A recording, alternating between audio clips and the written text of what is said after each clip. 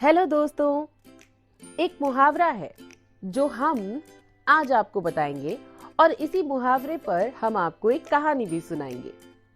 जिसकी लाठी उसकी भैंस।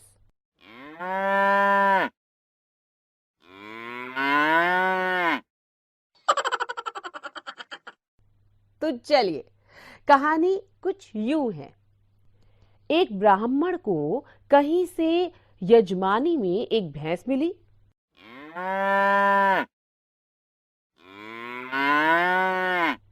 उसे लेकर वो घर की ओर रवाना हुआ। सुनसान रास्ते में वो पैदल ही चला जा रहा था। बीच रास्ते में उसे एक चोर मिला। उसके हाथ में मोटा डंडा था।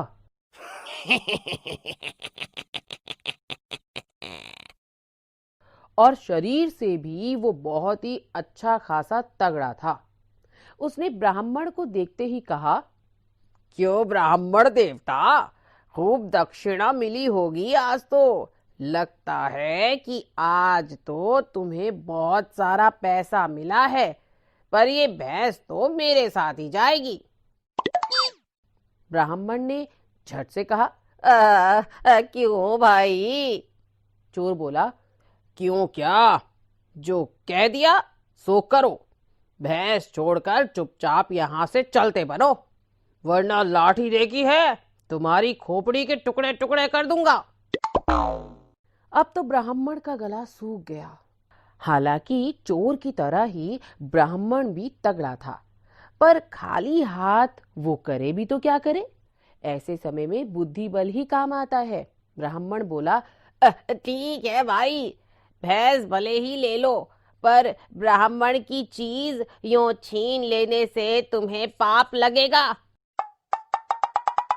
बदले में कुछ देकर भैंस लेते तो पाप से बच जाते।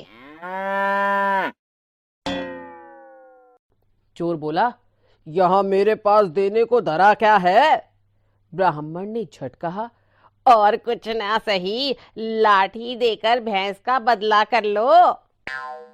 चोर ने खुश होकर लाठी ब्राह्मण को पकड़ा दी और भैंस पर दोनों हाथ रखकर खड़ा हो गया।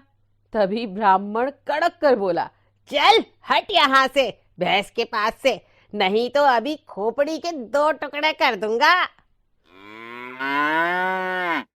चोर ने पूछा, क्यों? ब्राह्मण बोला, क्यों क्या, जिसकी लाठी उसकी भैंस। चोर को अपनी बेवकूफी समझ में आ गई और उसने वहां से भागने में ही अपनी भलाई समझी। दोस्तों, किसी ने सच ही कहा है कि जिसमें अक्ल है उसमें ताकत है। तो अब समझे कि ये कहावत यहीं से शुरू हुई, जिसकी लाठी उसी की भैंस।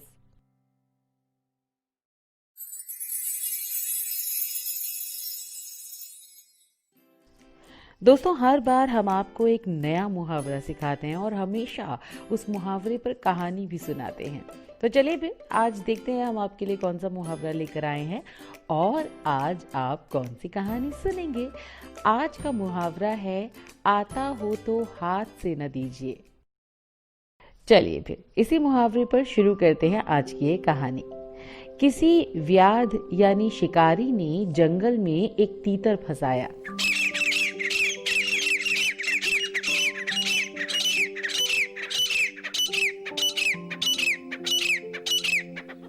तीतर ने सोचा, ये पापी मेरी जान लेकर छोड़ेगा। लेकिन अक्ल लगाकर जान बचाने की कोशिश तो करनी चाहिए। उसने शिकारी से पूछा, तुम मेरा क्या करोगे?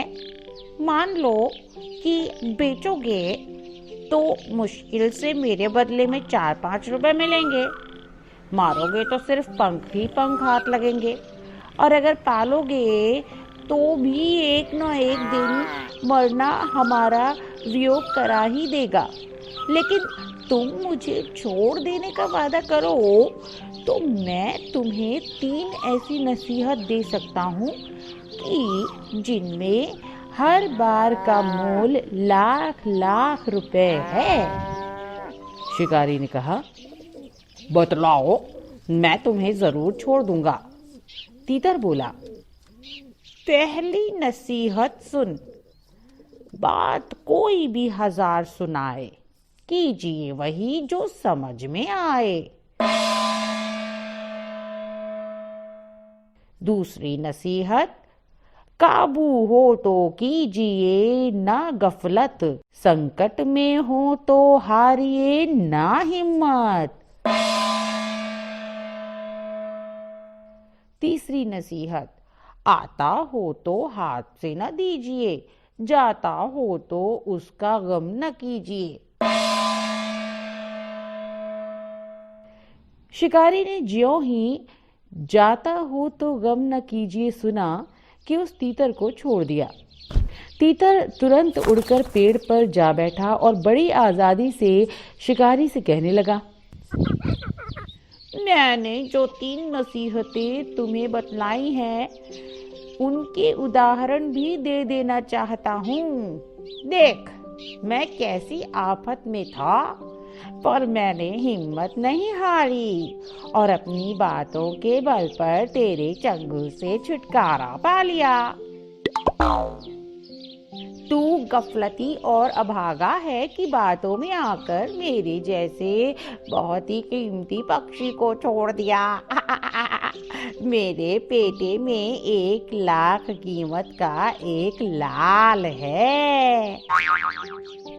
इस पर बहेलिया यानी शिकारी बहुत ही अफसोस कर हाथ मलने लगा। उसने तीतर को फिर पकड़ना चाहा, पर अब उड़कर पेड़ की ऊपरी टहनी पर जा बैठा था तीतर और बोला, मूर्ख, तू मेरी पहली नसीहत पर ध्यान देता तो मेरी बातों में न आता, और दूसरी पर ध्यान देता तो मुझे छोड़ता ही नहीं। अब जरा अकल से काम ले कि तीतर के पेट में लाल कहाँ से आया। मेरी बातों में आकर तूने मुझे छोड़ दिया और फिर मेरी ही बातों से मुझे पकड़ने को खड़ा हो गया। अपनी अकल से काम लेना सीख। जो कोई कुछ कहेगा उसी पर चलने लगेगा तो तेरा कभी भी कोई भी काम सफल नहीं हो सकेगा। और तीसरी बात तो आपको पता ही है दोस्तों, यही कि आता हो तो हाथ से ना दीजिए, जाता हो तो उसका गम ना कीजिए। तो बस आज की कहानी बस इतनी ही।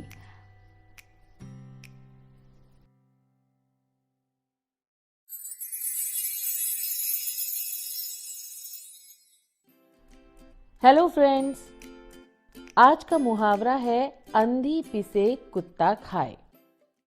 एक गांव में एक अंधी थी।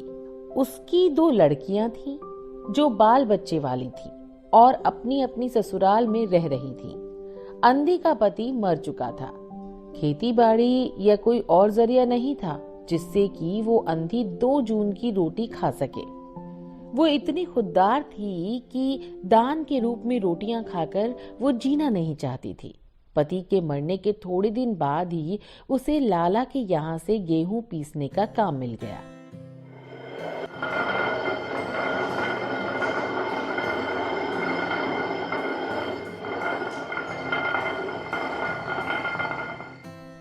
अंधी एक दिन में 10 सेर गेहूं पीस पाती थी। सुबह 4 बजे चक्की चलाने बैठ जाती थी। जब सुबह ज्यादा हो जाती तो घर के कामों से निपटकर आराम करती।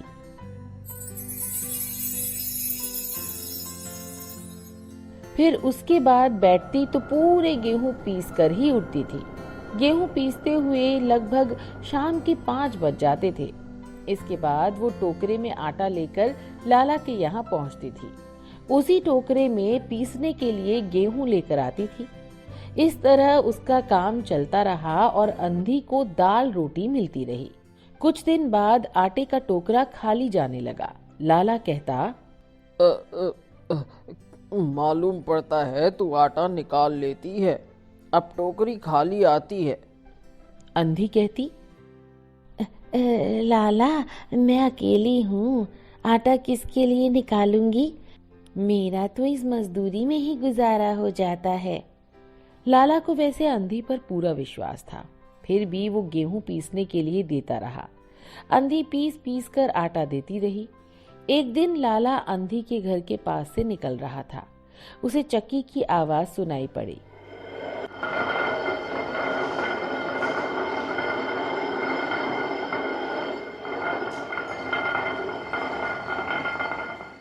उसका मन हुआ कि चलो अंधी से मिलता चलो। लाला मकान की दहलीज पर पैर रखकर आवाज देने वाला ही था कि अंधी गेहूं पीसते दिखाई दे गई। एक तरफ उसने गेहूं का टोकरा रखा था, दूसरी ओर परात में पिसा हुआ आटा रखा था। आटे की परात में कुत्ता चुपचाप आटा खा रहा था। अंधी गीत गुनगुनाते हुए गेहूं पीसती जा रही थी। लाला ने देखकर अपना माथा पीट लिया और उल्टे पैर लौट आया। लाला रास्ते में सोचता आ रहा था, अंधी पीसे कुत्ता खाए।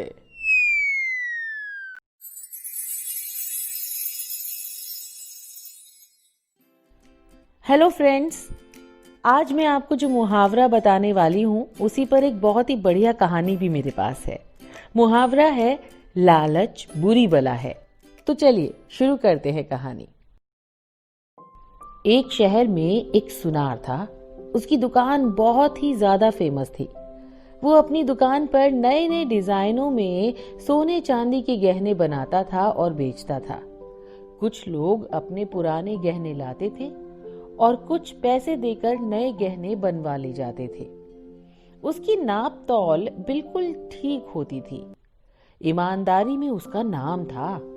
अपनी मेहनत की मजदूरी ठीक ठीक लेता था। सोने के गहनों में तांबे का टांका कम से कम लगाता था। शहर में सबसे अधिक दुकान उसी की चलती थी। चाहे जान पहचान का हो या अनाड़ी, सबके साथ वो एक जैसा ही व्यवहार करता था। एक दिन दोपहर का समय था। गर्मियों के दिन थे। दुकान पर एक भी ग्राहक नहीं था। वहां एक आदमी आया और एक थैले में गहने दिखाकर कुछ कहने लगा।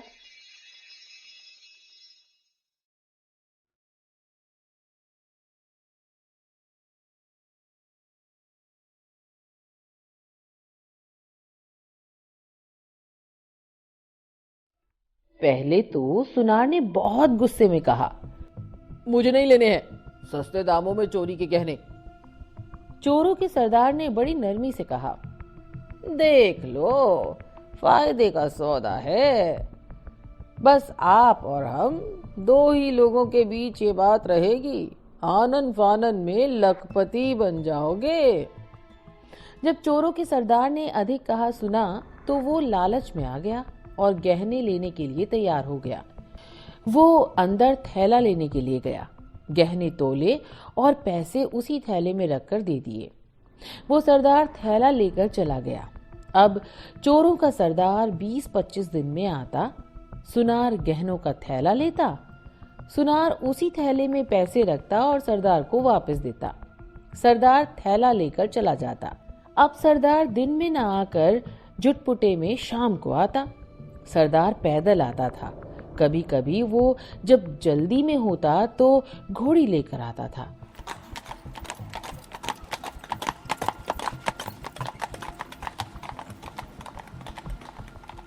एक दिन सरदार घोड़ी पर सवार होकर जब शहर में आ रहा था तो उस पर सिपाहियों को शक हो गया। सिपाहियों ने सरदार को घेरकर गिरफ्तार कर लिया। उस सरदार को दरबार में हाजिर किया गया। उसके थैले की तलाशी ली गई तो किसी रजवाड़े के रत्न जड़ित आभूषण पाए गए। जब राजा ने पूछताछ की तो पता चला कि पड़ोस की रियासत के राजा की लड़की का डोला लूटकर गहने लाए गए हैं। उस सरदार ने स्वीकार किया कि मैं चोरों का सरदार हूं और ये गहने एक रियासत में जा रहे एक डोले को लूटकर लाया था। जब राजा ने पूछा कि इन गहनों को कहाँ ले जा रहे थे, इस पर उसने बताया कि आपके यहाँ के प्रसिद्ध सुनार के पास बेचने जा रहा था। मैं चोरी के सोने के गहने उसी को बेच देता हूँ। वो आधी कीमत पर मेरे गहने खरीद लेता है। उसी समय राजा ने सिपाहियों को भेजकर उस सुनार की दुकान पर छापा डलवाया और सुनार को गिरफ्तार कर कैद खाने में भिजवा दिया। उसकी दुकान से हजारों की संख्या में चोरी के खरीदे हुए गहने मिले। दूसरे दिन चोरों के सरदार को फांसी और प्रसिद्ध सुनार को आजीवन कारावास दे दिया गया। पूरे शहर में सुनार के बारे में बातें हो रही थीं। लोग जगह जगह पर आपस में सुनार की ईमानदारी की तारीफ कर रहे थे और चोरी के गहनों की खरीद फरोख्त के बारे में निंदा कर रहे थे। एक स्थान पर तमाम लोग इकट्ठे थे और सुनार की इस घटना के बारे में चर्चा चल रही थी। उसी के बीच से एक व्यक्ति बोला, भैया, लालच बुरी बला होती है।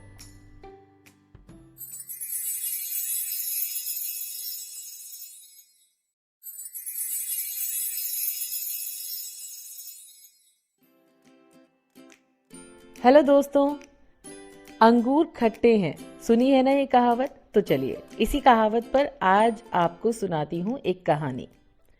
गांव से लगा हुआ एक जंगल था। जंगल में जगह जगह चौरस जमीन थी जिस पर खेती होती थी। बाग बगीचे थे। उसी जंगल में एक लोमड़ी रहती थी। एक दिन वो हिरन की तरह चौकड़ी भरती हुई पेड़ों और खेतों को पार करती चली जा रही थी। जब वो एक बाग के पास से निकली तो थोड़ा ठिठकी। वहां उसे लगा कि बाग से मीठी मीठी महक आ रही है। थोड़ी देर रुककर वो उस महक का आनंद लेने लगी। लोमड़ी ने आंखें मिचमिचाई और उस ओर चल पड़ी जिधर से मीठी महक आ रही थी। चलते चलते वो एक पेड़ के नीचे आकर रुक गई। उसने देखा कि पेड़ के चारों ओर अंगूर की लताएं चढ़ी हुई हैं और पेड़ की निचली डालियों पर फैली हुई हैं। चारों तरफ तेज मीठी गंध फैली है। उसने ऊपर देखा तो उसके मुंह में पानी आ गया। लताओं में अंगूरों के बहुत से गुच्छे लटक रहे थे। वो आंखों से देखती रही। वो एक ऐसे गुच्छे की तलाश में इधर से उधर घूम रही थी जिसको वो आसानी से तोड़ सके। वो एक गुच्छे के नीचे आकर रुक गई। लोमड़ी ने उस गुच्छे को तोड़ने के लिए एक के बाद एक उछालें लगाना शुरू कर दी।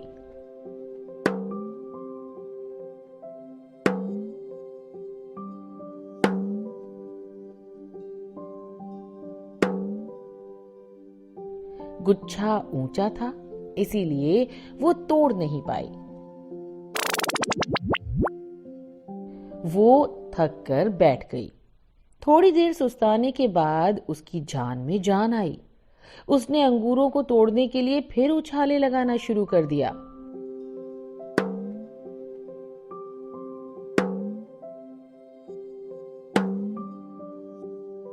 इस बार भी उसे निराशा ही हाथ लगी।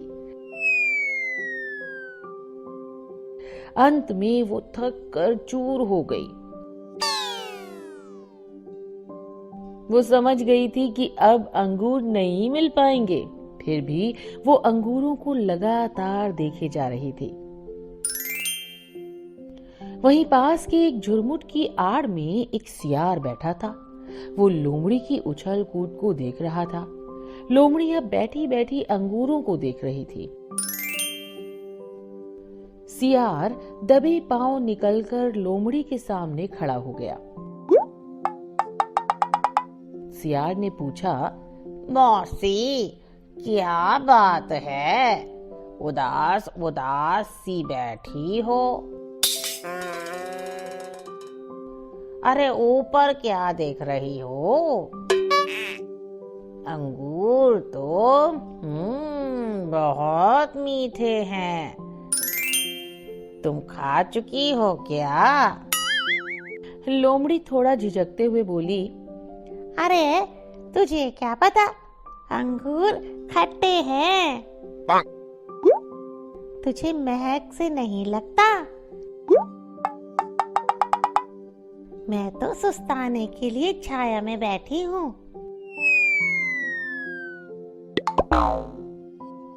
सियार ने लोमड़ी की आंखों में झांका। तो वो सिटपिटा गई और उठकर धीरे धीरे चलने लगी। सियार मुस्कुराया और सोचने लगा, कितनी देर से तो उछल कूद रही थी, जब अंगूर नहीं तोड़ सकी तो कहती है अंगूर खट्टे हैं, और समझ रही है कि किसी ने कुछ देखा ही नहीं। सियार भी मुस्कुराता हुआ दूसरी ओर चल दिया।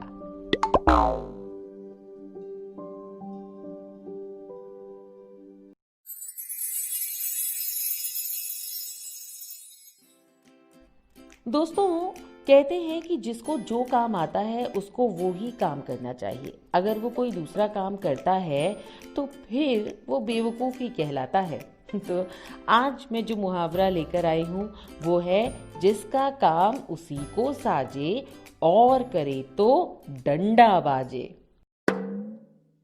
तो चलिए शुरू करते हैं कहानी। एक धोबी था, उसके यहाँ एक गधा था और एक कुत्ता। धोबी सवेरे कलेवा करता और गधे पर कपड़ों की लादी लाद कर चल देता। नदी पर धोबी घाट पर कपड़े धोता सुखाता और शाम को घर आ जाता। कुत्ता कभी घर पर रहता, कभी घाट पर साथ जाता। धोबी कुत्ते को बहुत प्यार करता था। कुत्ता पूंछ हिलाकर धोबी का स्वागत भी करता था। कुत्ता कभी शरीर को टेढ़ा मेढ़ा करता और कभी 2 पैर धोबी के ऊपर रख देता। जब कुत्ता ज्यादा प्यार जताता तो धोबी के मुंह को चाटने लगता था। ये सब देखकर गधे को बहुत बुरा लगता था। वो सोचता था कि कुत्ता तो कुछ भी काम नहीं करता। मैं कपड़ों की लादी लाद कर ले जाता हूँ, उधर से सूखे कपड़े और धोबी के बच्चे अपनी पीठ पर लाद कर लाता हूँ, लेकिन धोबी ने मुझे कभी प्यार नहीं किया। धोबी कुत्ते को ही प्यार करता रहता है। एक दिन गधे ने सोचा कि मैं भी कुत्ते की तरह हरकत करके अपने मालिक को खुश करता हूँ, फिर वो मुझे भी कुत्ते की तरह प्यार करेगा। ऐसा सोचकर वो मौके की तलाश में रहने लगा। एक दिन गधा बाहर लोट पोट कर घर आया। धोबी गन में बैठा हुआ था। संयोग से कुत्ता भी घर पर नहीं था। गधे को एक अच्छा मौका मिला। गधा अपनी पूंछ टेढ़ी मेढ़ी करते हुए धोबी की तरफ बढ़ा। धोबी सोचने लगा, अरे मेरा गधा अभी तो ठीक था, बाहर से आते ही पागल हो गया है क्या? फिर गधे ने अपना शरीर कुत्ते की तरह तोड़ा मरोड़ा। धोबी के पास आकर 2 पैरों पर खड़ा हो गया। पैरों को धोबी की जांघों पर रखने की कोशिश करने लगा। धोबी उठकर दूर खड़ा हो गया। अब तो धोबी को पूरा यकीन हो गया था कि गधा पागल हो गया है। धोबी ने डंडा उठाया और गधे को मारना शुरू कर दिया। जब गधा मार खा चुका तो वो बिना हिले डुले चुपचाप वापस जाकर खड़ा हो गया। थोड़ी ही देर में बाहर से कुत्ता आ गया और पूंछ हिलाकर प्यार जताते हुए उसने अपने दोनों पैर धोबी की गोद में रख दिए। गधा बड़े गौर से ये सब देख रहा था। उसी समय धोबी की नजर गधे पर पड़ी। उसे गधे की हरकत की वजह समझते देर नहीं लगी। इसी बीच एक पड़ोसी ने आकर धोबी से पूछा, भाई क्या बात है, आज तो गधे की अच्छी तरह पिटाई कर दी तुमने। पड़ोसी की बात सुनने के बाद उसने पूरी घटना उसको सुना दी। तब पड़ोसी बोला, अच्छा ये बात है, कुत्ते की नकल कर रहा था। इस गधे को क्या मालूम कि जिसका काम उसी को साजे और करे तो डंडा बाजे।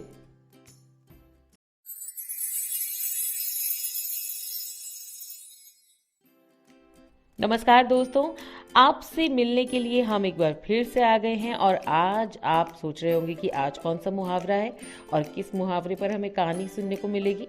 तो चलिए आज का मुहावरा मैं जल्दी से आपको बता देती हूँ। बिच्छू तो डंक मारता ही है। और इसी मुहावरे पर आज बहुत ही बढ़िया सी कहानी मेरे पास आप लोगों के लिए है।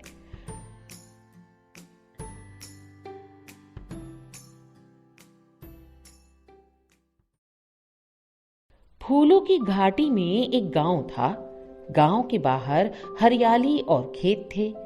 घाटी से उतरते हुए एक पतला सा झरना खेतों और मैदानों से होकर बह रहा था। दूर मैदान में चौपाए घास चर रहे थे। बहते पानी के पास 4-5 लड़के खड़े थे और पत्थर के छोटे छोटे टुकड़े पानी में फेंक रहे थे।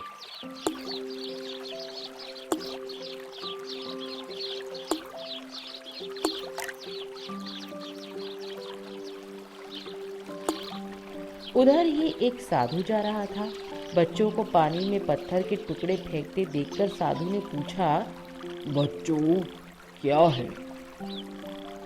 बाबा बिच्छू है, बहुत जहरीला, उसी को मार रहे हैं।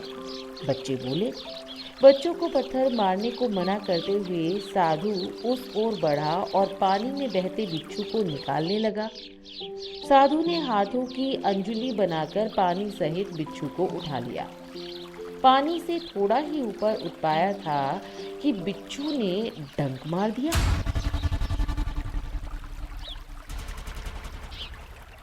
साधु का हाथ हिल गया और बिच्छू पानी में गिरकर फिर बहने लगा। साधु ने बिच्छू को फिर पकड़कर उठाया। पानी से थोड़ा ऊपर आते ही बिच्छू ने फिर डंक मार दिया।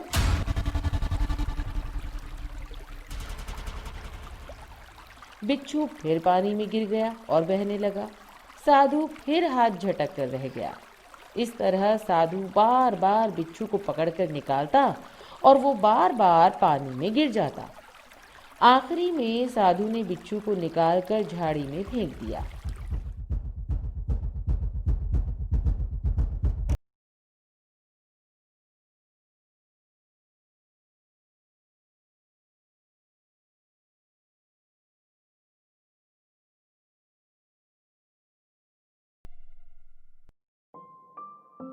साधु को सब बच्चे बहुत चक्के होके देख रहे थे।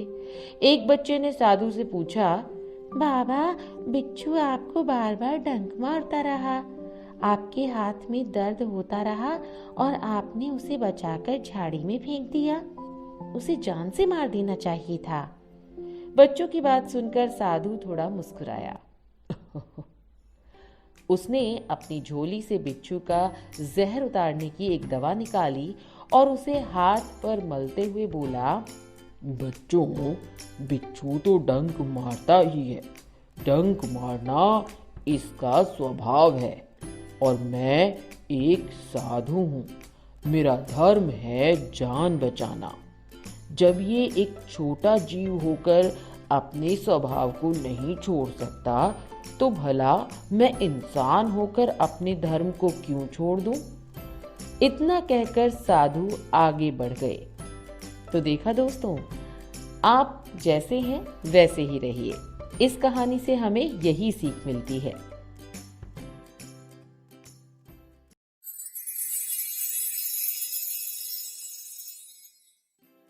हे दोस्तों, कैसे हैं आप लोग? बहुत बढ़िया है ना? मैं भी बहुत अच्छी हूँ। और आज एक और बहुत ही फेमस मुहावरा है जो मैं आज आपके लिए लेकर आई हूँ। और मुहावरा है, चोर की दाढ़ी में तिनका। जो चोर होता है उसके शक्ल पे पता चल ही जाता है। और इसी मुहावरे पर बहुत सारी कहानियां हैं, जिनमें से एक कहानी आज मैं आप लोगों के लिए लेकर आई हूँ। तो चलिए शुरू करते हैं ये कहानी। एक काजी का फैसला सुनाने के मामले में बहुत ही दूर दूर तक नाम था। वो कोशिश यही करता था कि किसी बेगुनाह को सजा ना हो। कई मुकदमे ऐसे आते थे जिसमें वो अपनी बुद्धि का बहुत अच्छा इस्तेमाल करता था। इसी तरह का एक मुकदमा उसके यहाँ पर आया। चोरी के शक में 4 आदमियों को इजलास में हाजिर किया गया था। गवाहों के बयान सुनने के बाद और सबूत को देखने समझने के बाद असली चोर का निर्णय नहीं कर पा रहा था। फिर भी वो असली चोर को जानने के लिए लगातार सोचे जा रहा था कि चोर कौन हो सकता है। चोर की कमजोरियों और आदतों के बारे में सोचने लगा। वो जानता था कि चोर डरपोक होता है और उसे हमेशा इस बात का डर बना रहता है कि उसको पहचान ना लिया जाए। काजी ने ये सारी बातें सोचकर शक में लाए गए मुजरिमों को बहुत ही गौर से देखा। एक एक चेहरे पर नजर गड़ाकर देखता रहा। अचानक उसे एक तरकीब सूझी और काजी ने देखा कि सभी मुजरिमों की दाढ़ियां हैं। उसने एक तीर में तुक्का छोड़ा।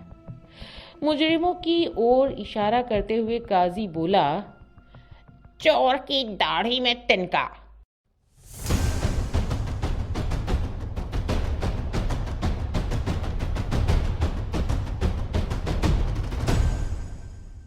सबकी निगाहें उनकी दाढ़ियों पर जा पहुंची।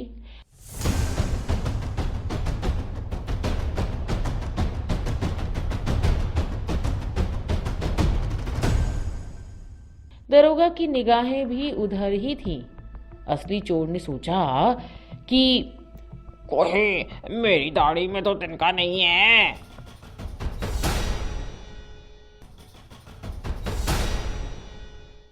यही सोचकर उसने दाढ़ी पर हाथ फेरा। दाढ़ी पर हाथ फेरते ही काजी ने कहा, चोर यही है, इसे गिरफ्तार कर लो और बाकी सबको बाइज्जत छोड़ दिया जाए।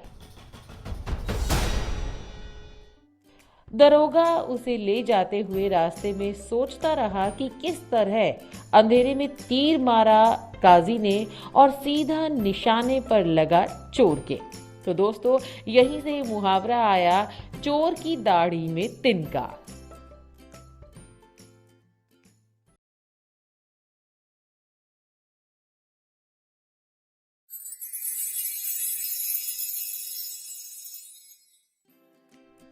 अच्छा दोस्तों, क्या आपने कभी किसी चोर को लंगोटी पहने देखा है?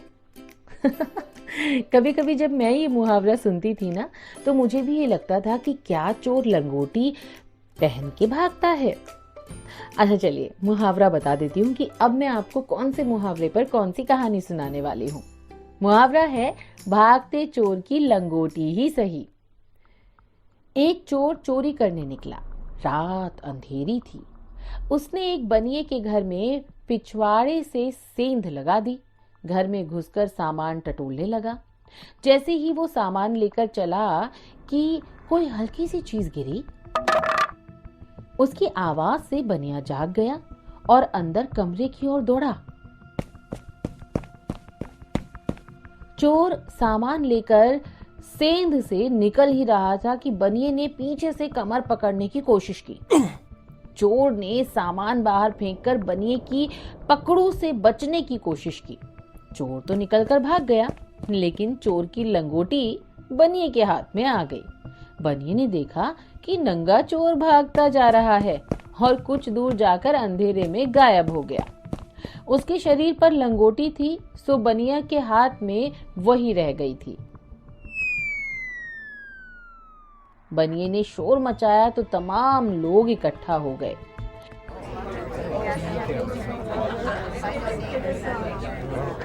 गांव वालों ने बनिए से चोर के बारे में पूछताछ की।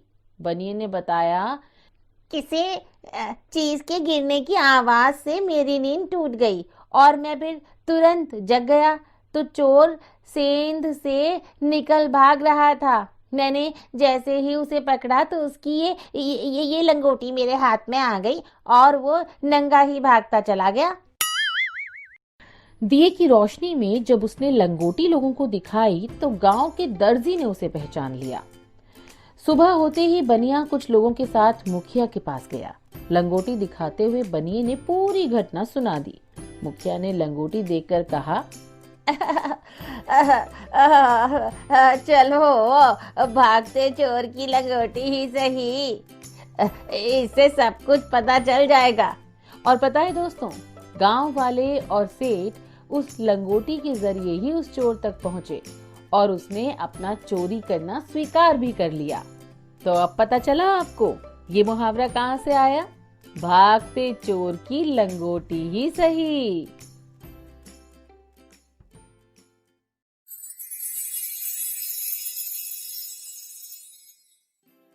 दोस्तों, आपने भी देखा होगा ना, ऐसे कई लोगों को जो बहुत ही ज्यादा कंजूस होते हैं, उनका मन ही नहीं करता कि वो पैसे खर्च करें, और शायद उन्हीं लोगों पर ये मुहावरा भी बना है, कंजूस मक्खी चूस।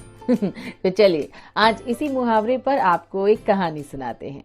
और कहावतों की दुनिया भी ना बहुत ही रोचक होती है।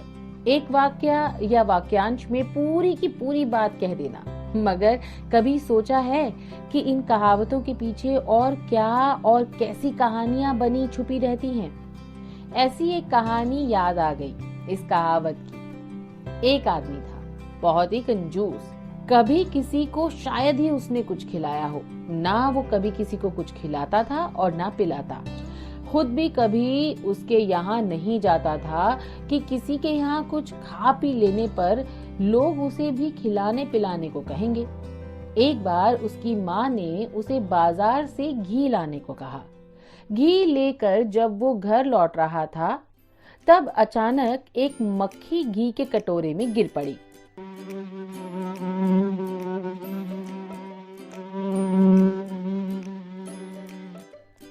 कंजूस को बड़ा गुस्सा आया। उसने मारे गुस्से के मक्खी को कटोरे से बाहर निकाला और झटके से उसे फेंकना चाहा कि एकदम से रुक गया। उसने मक्खी की ओर देखा, उसके पूरे बदन पर घी लिपटा हुआ था। इतना घी का नुकसान! उसने उस मक्खी को मुंह में रख लिया। सारा घी चूस लेने के बाद उसने मुंह से बाहर निकालकर उस मक्खी को फेंक दिया और घर की ओर चल पड़ा। वो खुश था कि उसने घी का नुकसान नहीं होने दिया। और संयोग की बात ये कि जिस समय वो ये सब कर रहा था, उसके गांव के एक आदमी ने उसे ऐसा करते हुए देख लिया। बस तभी से उसका नाम न केवल कंजूस मक्खी चूस पड़ गया, बल्कि बेहद कंजूस को इसी नाम से पुकारे जाने का रिवाज भी चल पड़ा।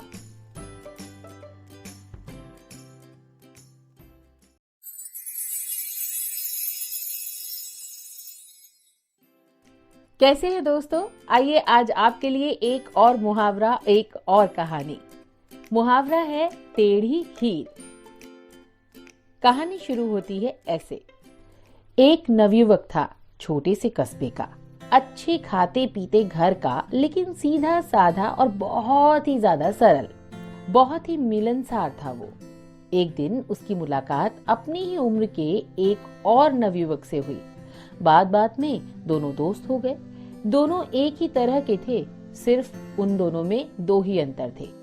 एक तो ये था कि दूसरा नवयुवक बहुत ही गरीब परिवार से था और अक्सर दोनों वक्त की रोटी का इंतजाम भी मुश्किल से हो पाता था।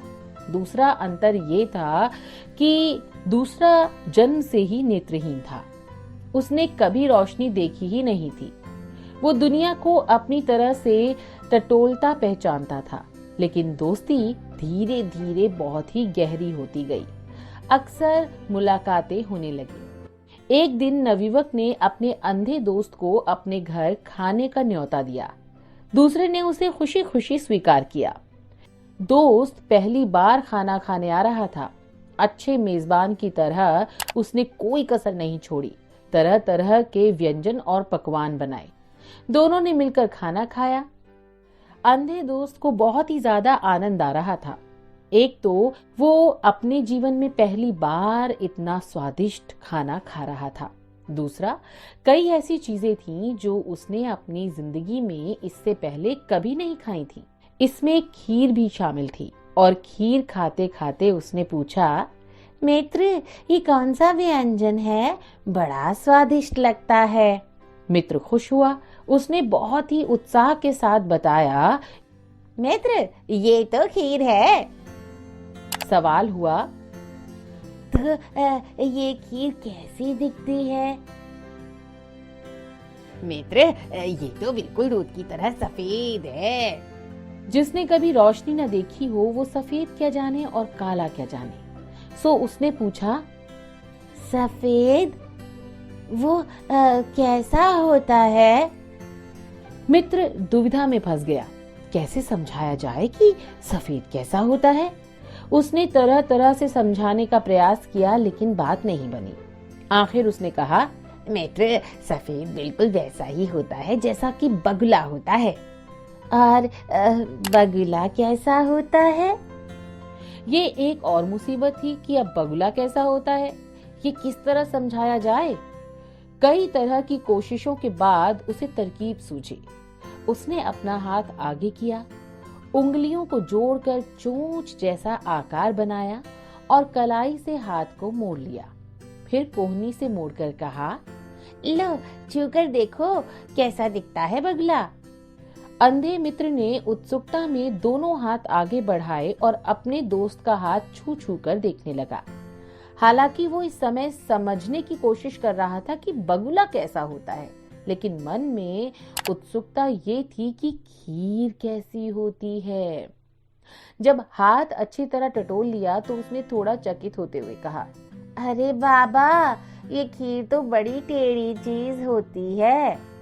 वो फिर खीर का आनंद लेने लगा, लेकिन तब तक खीर टेढ़ी हो चुकी थी, यानी किसी भी कठिन काम के लिए मुहावरा बन चुका था, टेढ़ी खीर।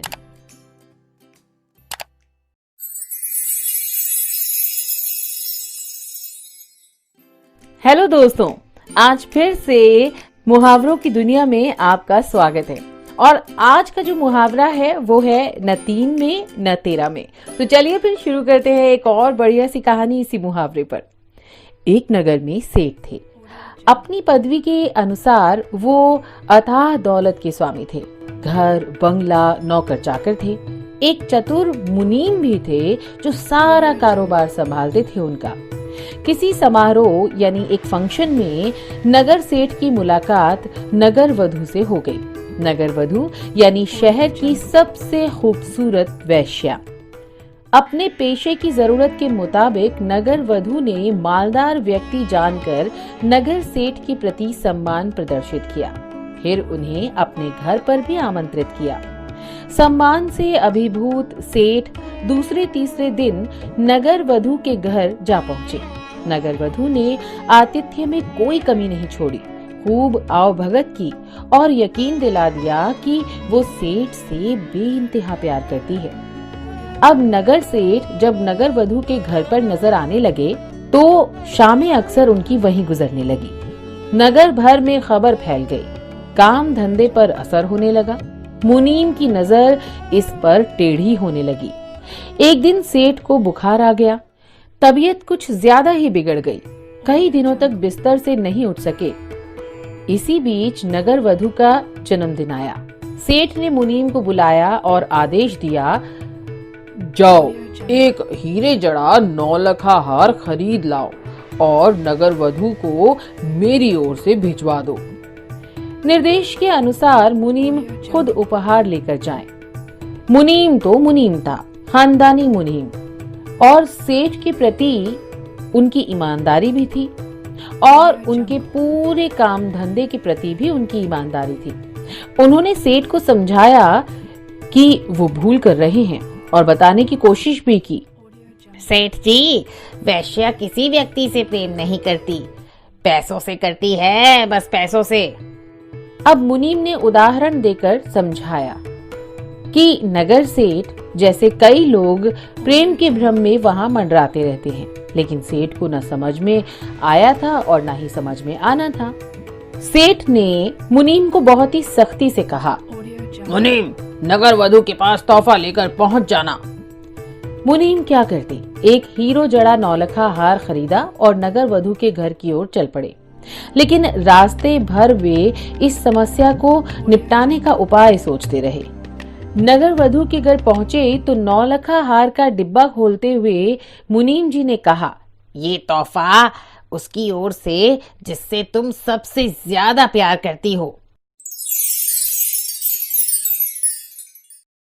नगर वधू ने फटाफट 3 नाम गिना दिए और मुनीम को ये जानकर बहुत ही आश्चर्य हुआ कि उन तीनों नामों में से सेठ जी का नाम तो कहीं पे भी नहीं था। अब उन्होंने बड़े ही आश्चर्य से कहा, देवी, इन 3 में तो उन महानुभाव का नाम ही नहीं है जिन्होंने ये गिफ्ट आपके लिए भिजवाया है। नगर वधु की मुस्कान गायब हो गई। सामने चमचमाता नौलखा हार था और उससे भारी भूल हो गई थी। उसे उपहार हाथ से जाता हुआ दिख रहा था। उसने फौरन 13 नाम गिनवा दिए। 13 नाम में भी सेठ जी का नाम कहीं नहीं था, लेकिन इस बार मुनीम का चेहरा तमतमा गया। गुस्से से उन्होंने नौलखा हार का डिब्बा उठाया और खट से उसे बंद करके उठ गए। नगर वधु गिड़गिड़ाने लगी। उसने कहा, मुनीम जी मुझसे भूल हो गई, लेकिन आप ये हार तो देते जाइए। लेकिन मुनीम जी कहाँ सुनने वाले थे, वो तो चल दिए। बीमार सेठ सिरहाने से टिके मुनीम के आने की प्रतीक्षा कर ही रहे थे। नगर वधु के उत्तर की प्रतीक्षा भी कर रहे थे वो। मुनीम पहुंचे और हार का डिब्बा सेठ के सामने पटकते हुए कहा, लो अपना 9 लखा हार, ना तुम 3 में न 13 में, यूं ही प्रेम का भ्रम पाले बैठे रहो आप। सेठ की आंखें खुल चुकी थी और इसके बाद वो नगर वधु के घर पर कभी दिखाई नहीं पड़े।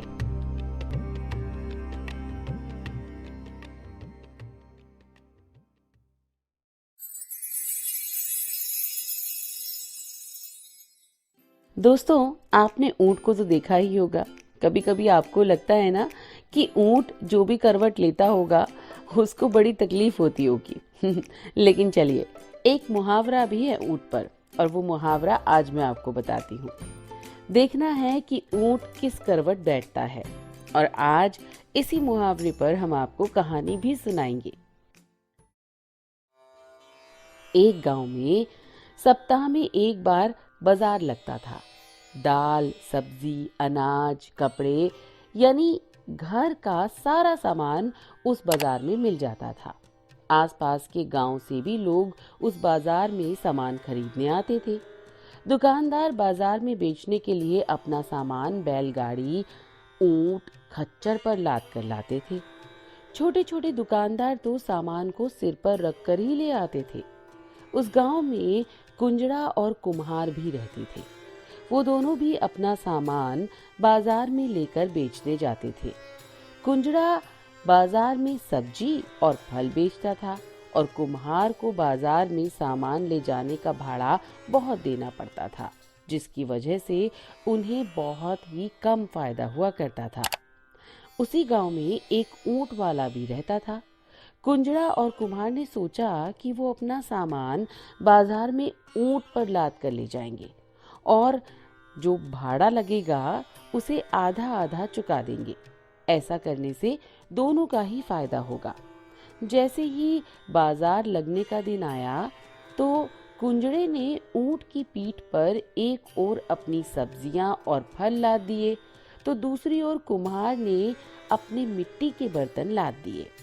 दोनों ऊंट के साथ साथ चलने लगे। ऊंट वाला भी रस्सी पकड़कर आगे आगे चल रहा था। थोड़ी दूर चलने पर ऊंट ने अपनी गर्दन घुमाई तो उसे सब्जियों के पत्ते लटकते हुए दिखाई दिए। ऊंट की डोरी लंबी होने की वजह से उसने गर्दन पीछे करके सब्जियों के पत्ते खा लिए। कुंजड़े को ये देखकर बहुत ही दुख हुआ। कुछ ही देर में ऊंट ने जब दोबारा गर्दन पीछे करके सब्जियों के पत्ते खाए तो कुंजड़े ने ऊंट वाले से कहा, भैया, ऊंट सब्जियां खा रहा है, इसकी डोरी खींचकर रखो, वरना वो सारी सब्जियां खराब कर देगा। ऊंट वाले ने कुंजड़े की बात मानकर रस्सी खींचकर पकड़ ली, लेकिन ऊंट अपनी आदत से बाज नहीं आया और बार बार पीछे गर्दन करके सब्जियों को खाता रहा। कुंजड़े का नुकसान होता देखकर कुम्हार को बहुत मजा आ रहा था। कुम्हार तो कुंजड़े का मजाक बनाने लगा। कुंजड़ा अपने मन में सोचने लगा कि हाट पहुंचते पहुंचते सब्जियों का भार बिल्कुल कम हो जाएगा। सब्जियों का भार कम होते देखकर कुम्हार हंसने लगा। तब कुंजड़े ने कहा, देखना है ऊंट किस करवट बैठता है। धीरे धीरे सब्जियों का भार कम हो गया। तो बर्तनों का झुकाव नीचे की ओर ज्यादा हो गया। कुम्हार को देखकर चिंता होने लगी। कुम्हार ये सोचने लगा कि देखना है ऊंट किस करवट बैठता है। जब ऊंट बाजार पहुंच गया तो कुंजड़े और कुम्हार ने अपना सारा सामान लगाने के जगह पर ऊंट को बैठा दिया। बर्तनों का भार बहुत ही ज्यादा होने की वजह से ऊंट उसी करवट में बैठ गया। बेचारे कुम्हार के सारे बर्तन टूट गए। कुंजड़े ने कुम्हार का नुकसान होते देखकर कहा, देखना है ऊंट किस करवट बैठता है। तो दोस्तों, इस कहानी से हमें ये सीख मिलती है कि जो भी लोग दूसरों का नुकसान होते देखकर खुश होते हैं, उनको ऐसा नहीं करना चाहिए। दोस्तों, कहते हैं कि अगर कोई किसी के साथ गलत करता है तो उसको भी वैसा ही मिलता है। और ये जो बात मैंने आपको बोली ना, ये इस मुहावरे पर बिल्कुल फिट बैठती है, जैसे को तैसा। और आज इसी मुहावरे पर हम आपको एक बहुत ही अच्छी सी कहानी भी सुनाने वाले हैं। तो चलिए शुरू करते हैं कहानी। दोस्तों, लोमड़ी के कारनामों से भरपूर हमने बहुत सारी कहानियां पढ़ी हैं और लोमड़ी हमेशा कुछ ना कुछ बुरा ही करने की सोचती है, ये हमने हर कहानी में पढ़ा है। तो चलिए फिर आज लोमड़ी के ऊपर ये कहानी सुनाते हैं। एक बार लोमड़ी ने सारस को अपने घर खाने का निमंत्रण दिया। सारस ने खुशी खुशी लोमड़ी का निमंत्रण स्वीकार कर लिया। सारस ने मन ही मन एक विशेष प्रकार के खाने के सपने देखना शुरू कर दिया। सारस सोच रहा था, लोमड़ी सचमुच बहुत ही अच्छा खाना मेरे सामने रखेगी। अब सारस का विचार था कि बहुत ही जल्दी उसे बहुत ही अच्छी अच्छी स्वादिष्ट सी मछलियां और केकड़े खाने को मिलेंगे। आखिर वो दिन आ ही गया जब सारस खाना खाने के लिए लोमड़ी के घर गया। सारस को देखते ही लोमड़ी ने मुस्कुराते हुए कहा, ओ मित्र सारस, यहाँ पधारने के लिए तुम्हारा बहुत बहुत शुक्रिया। इसके बाद सारस को लोमड़ी एक चौड़े उथले बर्तन के पास ले गई, जिसमें बहुत ही अच्छा सूप भरा हुआ था। सूप को देखते ही सारस के मुंह में पानी आ गया और उसने थोड़ा सा सूप अपनी चोंच में भर लिया। फिर सारस ने चोंच को ऊपर करके सूप को गले से नीचे उतार लिया। तभी लोमड़ी ने भी सूप पीना शुरू कर दिया और सारा सूप खत्म कर डाला। बेचारे सारस को थोड़ा सा ही सूप नसीब हुआ। लोमड़ी ने सारस को अपना रुमाल दिया ताकि वो अपनी चोंच साफ कर सके। लोमड़ी ने कहा, मित्र सारस, तुम्हें खाने का भरपूर आनंद मिला होगा। मुझे बहुत ही आशा है कि तुम्हें सूप बहुत ही अच्छा लगा होगा। लोमड़ी की बातें सुनकर सारस को बहुत गुस्सा आया। सारस स्वयं को अपमानित महसूस कर रहा था। सारस जैसे ही लोमड़ी से विदा लेकर बाहर आया, तभी चतुर लोमड़ी सारस का उपहास करते हुए जोर जोर से हंसने लगी। अपमानित होकर सारस ने लोमड़ी से बदला लेने का निश्चय कर लिया। सारस ने ये सोचा कि वो भी लोमड़ी को भोजन के लिए इनवाइट करेगा और उसके साथ भी वो वैसा ही व्यवहार करेगा जैसा लोमड़ी ने उसके साथ किया था। सारस ने लोमड़ी के प्रति अपना क्रोध अपने मन में छुपाकर कुछ दिन बाद लोमड़ी से बोला, बहन लोमड़ी, तुम्हारे स्वादिष्ट भोज के लिए तुम्हारा बहुत बहुत धन्यवाद। संडे रात को तुम्हारी मेरे घर दावत है। मैं तुम्हें भोज के लिए निमंत्रित करता हूँ। ठीक समय पर पधारने का कष्ट अवश्य कीजिएगा। लोमड़ी ने सारस का निमंत्रण खुशी खुशी स्वीकार कर लिया और निश्चित समय पर सारस के घर पहुंच गई। सारस ने लोमड़ी का स्वागत करते हुए कहा, आओ बहन, जल्दी चलो, भोजन का आनंद उठाएं। लोमड़ी बोली, मुझे तो स्वादिष्ट मछलियाँ और केकड़े की खुशबू आ रही है। मैं अब प्रतीक्षा नहीं कर सकती। सारस लोमड़ी को एक सुराही नुमा लंबे बर्तन के पास ले गया जिसमें केकड़े और बहुत ही स्वादिष्ट मछलियां भरी हुई थीं। सारस ने सुराही नुमा बर्तन में अपनी चोंच डाली और एक केकड़ा अपनी चोंच में फंसाकर वो खाना खाने लगा और खुशी से झूमने लगा। इसके बाद सारस एक ओर खड़ा हो गया और लोमड़ी से खाना खाने के लिए कहने लगा। लोमड़ी ने सुराही नुमा बर्तन में अपना सिर घुसाने की बहुत कोशिश की, लेकिन बर्तन का मुंह इतना पतला था कि लोमड़ी उसमें सफल ही नहीं हो सकी। सारस ने पेट भर कर खाना खाया और बेचारी लोमड़ी देखती ही रह गई। लोमड़ी गुस्से से पैर पटकते हुए अपने घर चली गई। सारस ने लोमड़ी का मजाक उड़ाते हुए कहा, लोमड़ी बहन, ये तो जैसे को तैसा था। इतना कहकर सारस जोर जोर से हंसने लगा। तो देखा दोस्तों, इस कहानी से हमें ये शिक्षा मिलती है कि हमारे साथ जो जैसा व्यवहार करता है, हमें भी उसके साथ वैसा ही व्यवहार करना चाहिए।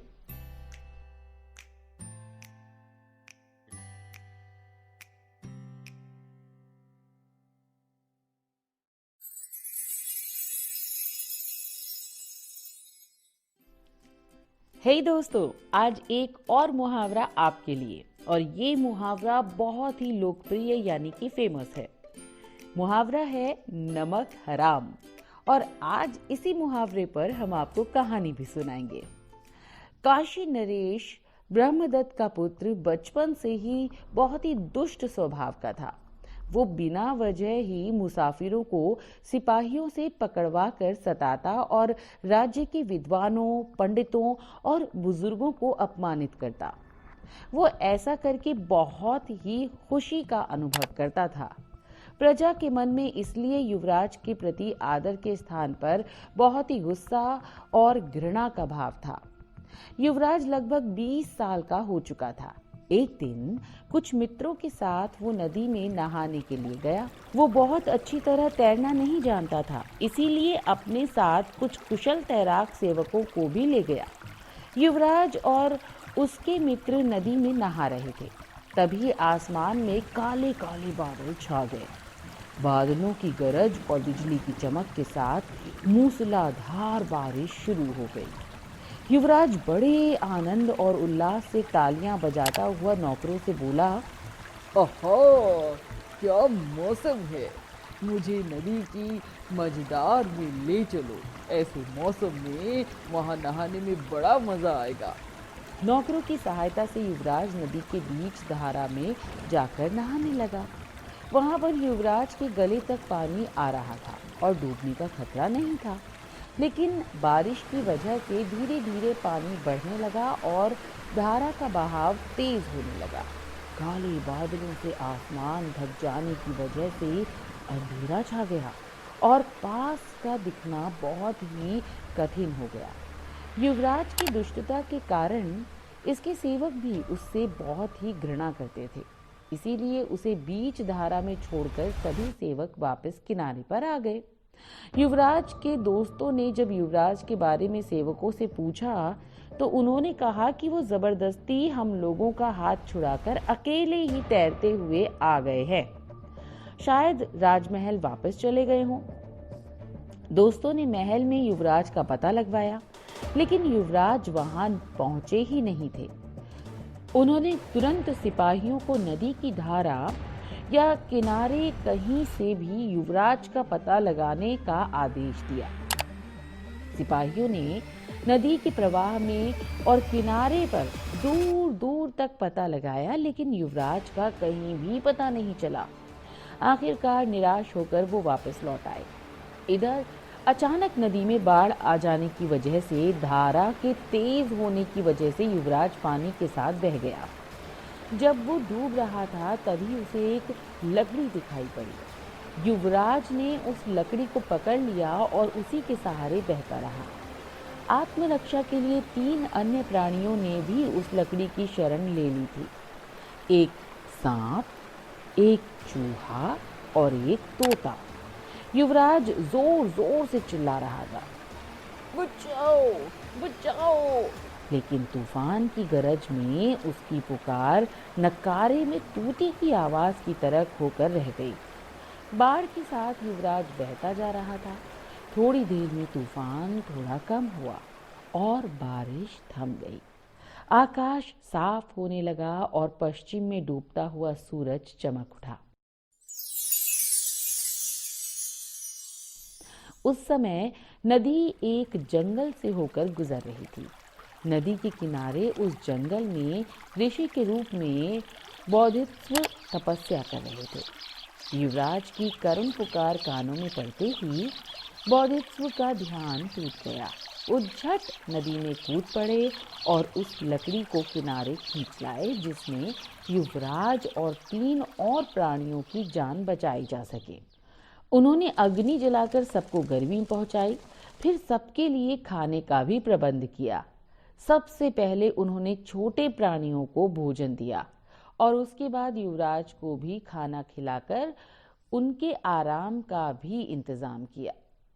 इस प्रकार वो सब बोधिसत्व के यहाँ 2 दिनों तक आराम करके पूरी तरह स्वस्थ होने के बाद बहुत ही कृतज्ञता प्रकट करते हुए अपने अपने घर चले गए।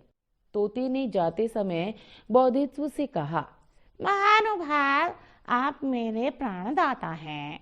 नदी के किनारे एक पेड़ का खोखला मेरा निवास था, लेकिन वो अब बाढ़ में बह गया है। हिमालय में मेरे कई मित्र हैं। यदि कभी मेरी आवश्यकता पड़े तो नदी के उस पार पर्वत की तलहटी में खड़े होकर पुकारिएगा। मैं मित्रों की सहायता से आपकी सेवा में अन्न और फल का भंडार लेकर आ जाऊंगा। मैं तुम्हारा वचन याद रखूंगा, बोधिसत्व ने आश्वासन दिया। सांप ने जाते समय बोधिसत्व से कहा, मैं पिछले जन्म में एक व्यापारी था। मैंने कई करोड़ रुपए की स्वर्ण मोहरें नदी के तट पर छिपा कर रख दी थी। धन के इस लोभ की वजह से इस जन्म में मुझे सांप योनि में पैदा होना पड़ा। मेरा जीवन उस खजाने की रक्षा में ही नष्ट हुआ जा रहा है। उसे मैं आपको देना चाहता हूँ। कभी मेरे यहाँ पधार कर इसका बदला चुकाने का मौका मुझे जरूर दीजिएगा।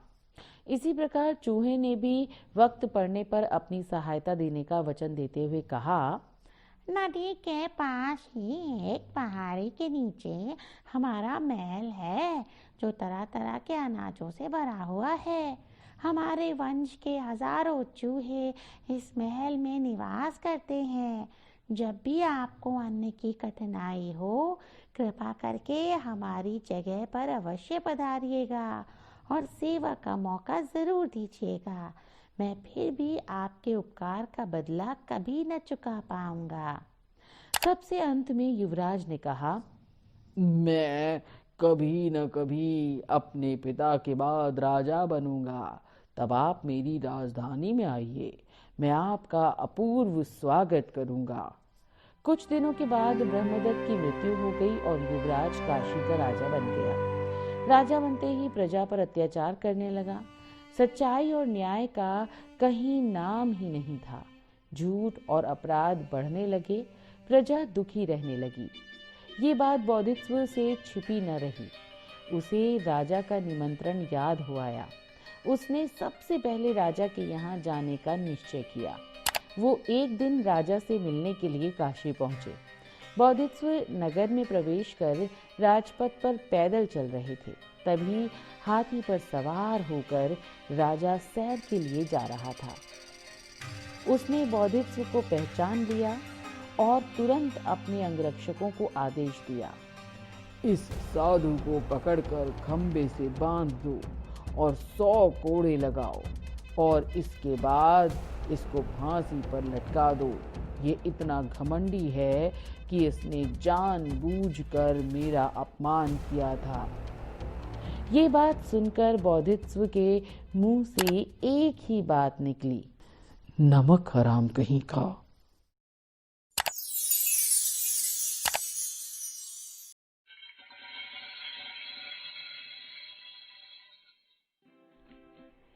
हेलो दोस्तों, चलिए आज हम आपको एक और मुहावरे पर कहानी सुनाते हैं और वो मुहावरा है 2.5 दिन की बादशाहत। बक्सर के मैदान में एक बार हुमायूं और शेरशाह सूरी का घमासान युद्ध चल रहा था। युद्ध में हुमायूं बुरी तरह हार गया और उसे शेरशाह सूरी की सेना ने तीनों ओर से घेर लिया। हुमायूं अपनी जान बचाने के लिए युद्ध के मैदान से भागकर गंगा के किनारे आ पहुंचा। हुमायूं ने अपने घोड़े को गंगा के अंदर उतारने की बहुत कोशिश की, लेकिन सफलता नहीं मिली। हुमायूं को डर था कि अगर शत्रु सेना यहाँ पहुंच गई तो उसे गिरफ्तार कर लेगी। उसी समय निजाम भिश्ती अपनी मशक में पानी भरने के लिए गंगा के किनारे आया। निजाम बहुत अच्छा तैराक था। हुमायूं ने निजाम को अपनी परेशानी से अवगत कराया। निजाम हुमायूं को मशक पर लिटाकर गंगा पार कराना चाहता था, लेकिन हुमायूं पहले तो मशक पर गंगा पार करना ही नहीं चाहते थे, लेकिन बाद में गंगा पार करने का और कोई रास्ता न देखकर उन्हें निजाम की बात माननी पड़ी।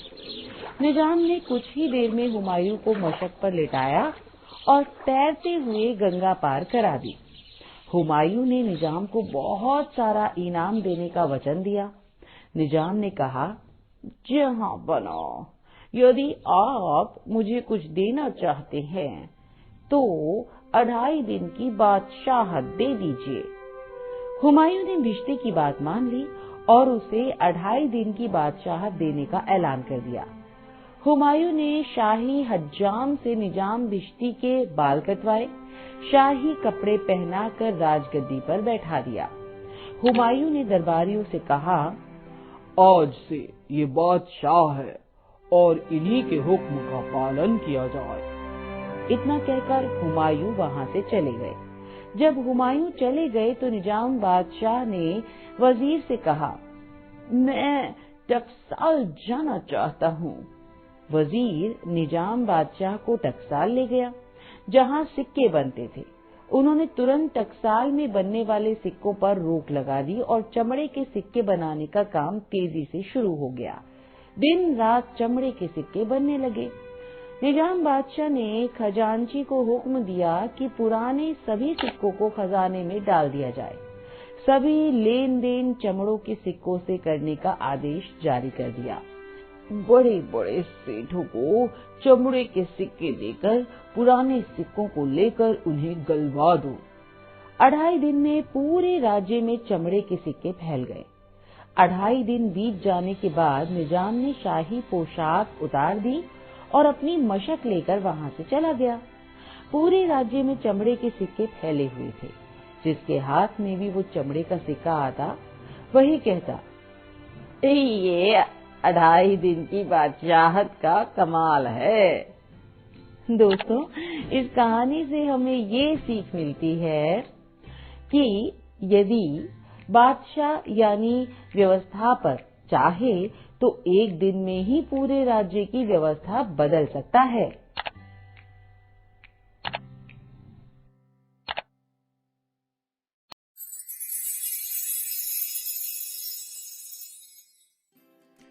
दोस्तों, अक्सर हमने अपने बड़ों को ये कहते हुए सुना है कि बिल्ली के गले में घंटी कौन बांधे।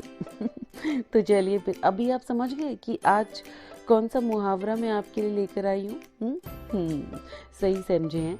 आज मैं इसी मुहावरे पर आपको एक कहानी सुनाने वाली, बिल्ली के गले में घंटी।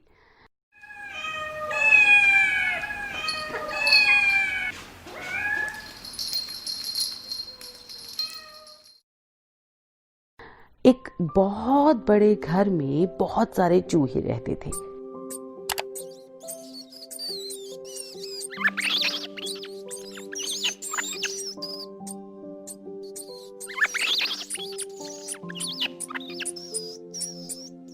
वो चारों ओर उछल कूद करते हुए अपना पेट आराम से भर लेते थे और फिर जब उन्हें कोई खतरा दिखाई देता तो बिल में जाकर छुप जाते थे। एक दिन उस घर में न जाने कहां से एक बिल्ली आ गई।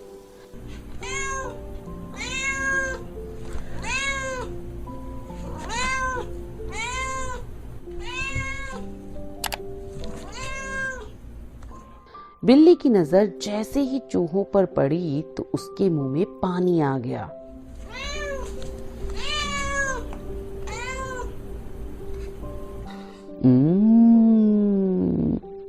बिल्ली ने उन चूहों को खाने के विचार से उसी घर में अपना डेरा डाल लिया।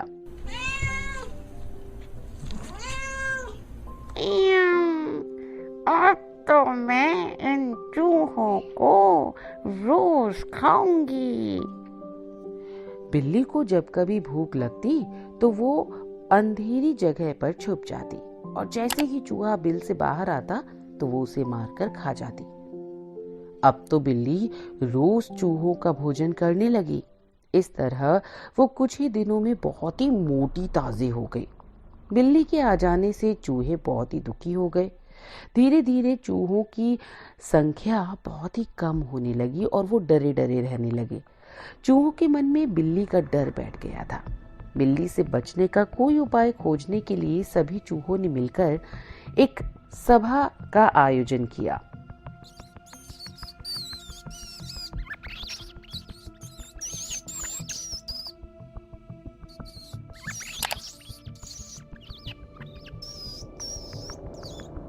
सभा में सभी चूहों ने अपने अपने विचार सबके सामने रखे, लेकिन कोई भी प्रस्ताव सबकी सर्वसम्मति से पास नहीं हो सका। सभी चूहों में बहुत ही निराशा फैल गई। सभी बहुत ही मायूस हो गए। तब एक बूढ़ा चूहा अपनी जगह पर खड़ा होकर बोला, भाइयों सुनो, मैं तुम्हें एक सुझाव देता हूँ जिस पर अमल करके हमारी समस्या का हल निकल सकता है। अगर हमें कहीं से एक घंटी और एक धागा मिल जाए तो हम घंटी को बिल्ली के गले में बांध देंगे। जब बिल्ली चलेगी तो उसके गले में बंधी हुई घंटी भी बजने लगेगी।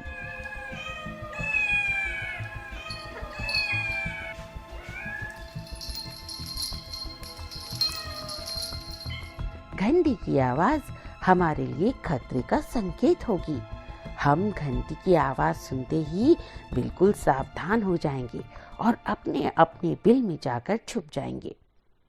बूढ़े चूहे का ये सुझाव सुनकर सभी चूहे खुशी से झूम उठे और अपनी खुशी प्रकट करने के लिए वो नाचने गाने लगे।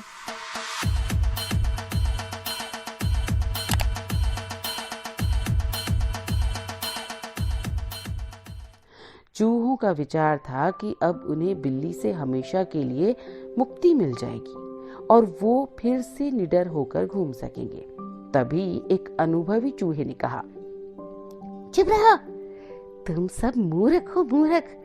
तुम इस तरह खुशियां मना रहे हो जैसे तुमने कोई युद्ध जीत लिया हो। क्या तुमने सोचा है कि बिल्ली के गले में जब तक घंटी नहीं बंधेगी तब तक हमें बिल्ली से मुक्ति नहीं मिल सकती है? अब इस समझदार चूहे की बात को सुनकर सारे चूहे मुंह लटकाकर बैठ गए। उनके पास समझदार चूहे के प्रश्न का कोई उत्तर नहीं था। तभी उन्हें बिल्ली के आने की आहट सुनाई दी और सारे चूहे डर के मारे अपने अपने बिलों में घुस गए। तो देखा आपने, इस कहानी से ये मुहावरा बिल्कुल साफ हो गया। इस कहानी से हमें ये सीख भी मिली कि योजनाएं बनाने से किसी भी समस्या का हल नहीं निकलता। समस्या का समाधान करने के लिए उन योजनाओं पर अमल भी करना पड़ता है।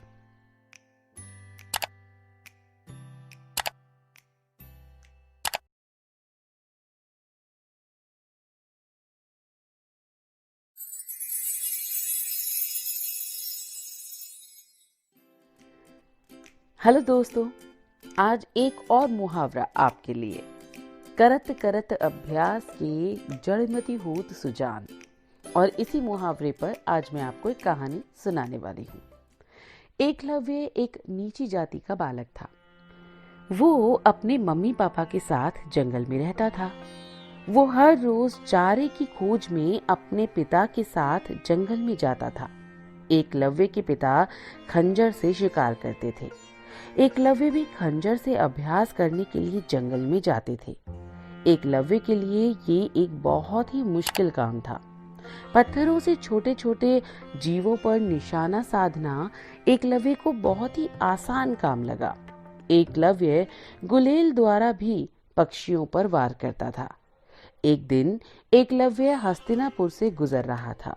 उसने देखा कि कुछ युवक धनुर्विद्या का अभ्यास कर रहे हैं।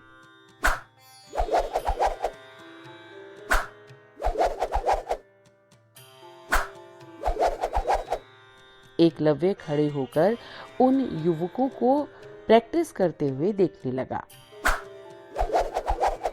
एकलव्य ने सोचा कि अगर मैं धनुर्विद्या में निपुण हो जाऊं तो कितना अच्छा हो। लेकिन समस्या तो ये थी कि उसे धनुर्विद्या सिखाएगा कौन। एकलव्य क्षत्रिय नहीं था, इसीलिए उसे धनुर्विद्या सीखने का कोई अधिकार नहीं था।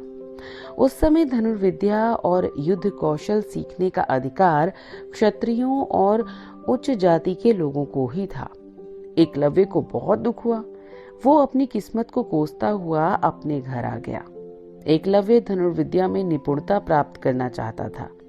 उसकी निशानेबाजी बहुत अच्छी थी। उसने एक खरगोश पर निशाना साधकर उसको एक ही वार में ढेर कर दिया था। उसने गुलेल के एक ही वार से कबूतर के जोड़ों को भी ढेर कर दिया था। एकलव्य अपने मन में सोचने लगा कि अगर मैं धनुर्विद्या में बहुत ही निपुण हो जाऊं तो मैं हिरन और दूसरे पशु पक्षियों को भी आसानी से अपना शिकार बना सकता हूं। धनुर्विद्या की शिक्षा ग्रहण करने में सचमुच मेरी जाति बाधक है। एकलव्य जब भी हस्तिनापुर जाता तभी धनुर्विद्या सीखते हुए युवकों को बड़े ही ध्यान से देखता। एकलव्य ने शीघ्र ही धनुष बनाना सीख लिया और धीरे धीरे कुछ बाण भी इकट्ठा कर लिए। उस समय गुरु द्रोणाचार्य धनुर्विद्या के सर्वश्रेष्ठ आचार्य थे। एकलव्य ने स्वयं से कहा, मैं गुरु द्रोणाचार्य का शिष्य हूँ। एकलव्य ने द्रोणाचार्य की मिट्टी की मूर्ति बनाकर एक पेड़ के नीचे रख दी। एकलव्य ने गुरु द्रोणाचार्य की मिट्टी की मूर्ति को प्रणाम करके धनुर्विद्या का अभ्यास करना शुरू कर दिया।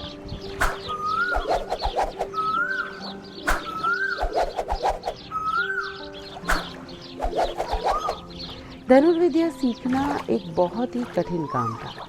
एकलव्य ने हार नहीं मानी और वो रोज कठिन अभ्यास करने लगा। निरंतर प्रयास करते करते एकलव्य की धनुर्विद्या में काफी सुधार आता चला गया। अपने परिश्रम और प्रयास से एक दिन एकलव्य धनुष विद्या में निपुण हो गया। एकलव्य लक्ष्य पर परछाई देखकर ही निशाना साध लेता था। पशु पक्षियों की आवाज सुनकर ही एकलव्य उन पर बहुत ही सटीक निशाना लगा लेता था। धीरे धीरे एकलव्य अर्जुन के जैसे ही श्रेष्ठ धनुर्धर बन गया। उसने अपनी मेहनत और लगन से ये साबित कर दिया कि करत करत अभ्यास के जड़मति होत सुजान, यानी कि लगातार अभ्यास करने से प्रतिभा निखरती है। तो फ्रेंड्स, इस कहानी से हमें ये शिक्षा मिलती है कि मेहनत, लगन और अभ्यास से मनुष्य किसी भी कला में निपुणता प्राप्त कर सकता है।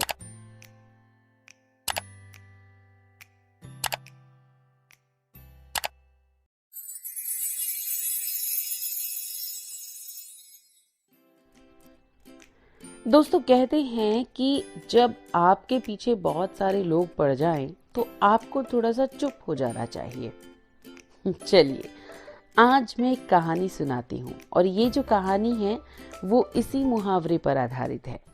एक चुप 100 सुख। एक जमींदार था। एक उसकी घरवाली थी। घर में 2 जने ही थे। जमींदार खेत में काम करता था और उसकी पत्नी घर का काम करती थी। पति पत्नी दोनों ही गर्म स्वभाव के थे। थोड़ी थोड़ी बात पर दोनों में लड़ाई हो जाती थी। कभी कभी तो घरवाली का बना बनाया खाना भी बेकार हो जाता था। एक दिन घरवाली अपनी रिश्तेदारी में गई। वहां उसे एक बुजुर्ग औरत मिली।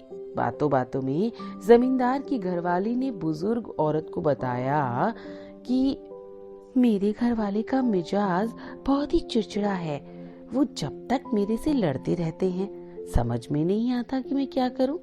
कभी कभी इससे हमारी बनी बनाई रसोई बेकार चली जाती है। इस पर बुजुर्ग महिला ने कहा, ये कोई बड़ी बात नहीं है, ऐसा तो हर घर में होता रहता है। मेरे पास इसका एक अचूक इलाज है। जब भी कभी तेरा घरवाला तेरे साथ लड़े, तब तुम उस दवा को अपने मुंह में रख लेना। इससे तुम्हारा घरवाला अपने आप ही चुप हो जाएगा। अब वो बूढ़ी महिला अपने घर के अंदर गई, एक शीशी भर कर ले आई और उसे दे दी। जमींदार की घरवाली ने घर आकर दवा की परीक्षा करनी शुरू कर दी। जब भी जमींदार उससे लड़ता था, वो दवा मुंह में रख लेती थी। इससे काफी असर दिखाई दिया। जमींदार का लड़ना काफी कम हो गया था। ये देखकर वो काफी खुश हुई। वो खुशी खुशी उस बूढ़ी महिला के पास गई और कहा, आपकी दवाई तो कारगर सिद्ध हुई है। आपने इसमें क्या डाला है, जरा बता देना तो। मैं इसे घर में ही बना लूंगी। बार बार आना जाना थोड़ा मुश्किल हो जाता है। इस पर उस बूढ़ी महिला ने जवाब दिया, जो शीशी मैंने तुम्हें दी थी, उसमें शुद्ध पानी के सिवाय और कुछ नहीं था। तुम्हारी समस्या का हल तो तुम्हारे चुप रहने से हुआ है। जब तुम दवा यानी कि उस पानी को मुंह में भर लेती थी, तो तुम बोल ही नहीं सकती थी, और तुम्हारी चुप्पी को देखकर तुम्हारे घर वाले का गुस्सा भी शांत हो जाता था। इसी को एक चुप 100 सुख कहते हैं। बुजुर्ग महिला ने जमींदार की घरवाली को सीख दी कि इस दवा को कभी भूलना मत, और अगर किसी को जरूरत पड़े तो आगे भी लेते रहना। जमींदार की घरवाली ने बुजुर्ग महिला की बात को गांठ बांध लिया और खुशी खुशी अपने घर वापस आ गई।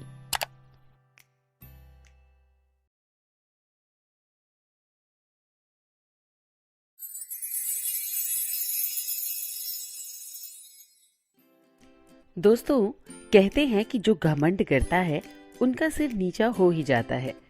तो चलिए, आज जो कहानी आपके लिए मैं लेकर आई हूँ वो इसी मुहावरे पर आधारित है, घमंडी का सिर नीचा। एक जंगल में बांस का पेड़ और एक जामुन का पेड़ बहुत ही पास पास थे। जामुन का पेड़ बांस के पेड़ की अपेक्षा बहुत ही मजबूत था। बांस का पेड़ बहुत पतला होने के साथ साथ बहुत लचीला भी था। हवा का रुख जिस तरफ होता, बांस का पेड़ उसी दिशा में झुक जाता था। एक बार जामुन के पेड़ ने बांस के पेड़ का मजाक करते हुए कहा, तुम तो हवा की आज्ञा का हमेशा ही पालन करते हो। हवा की गति और दिशा के ही अनुसार हमेशा हिलते डुलते रहते हो। मेरी तरह शान से सीधे क्यों नहीं खड़े होते? तुम भी हवा से कह दो कि उसकी आज्ञा का पालन नहीं कर सकते। तुम अपनी शक्ति का परिचय हवा को दो। इस संसार में बलवानों का ही चारों तरफ बोलबाला है। बांस के पेड़ को जामुन के पेड़ की बातें बिल्कुल भी अच्छी नहीं लगी, लेकिन बांस का पेड़ कुछ भी नहीं बोला और चुपचाप खड़ा रहा। ये देखकर जामुन का पेड़ बहुत ही गुस्से में आकर बोला, तुम मेरी बात का जवाब क्यों नहीं देते?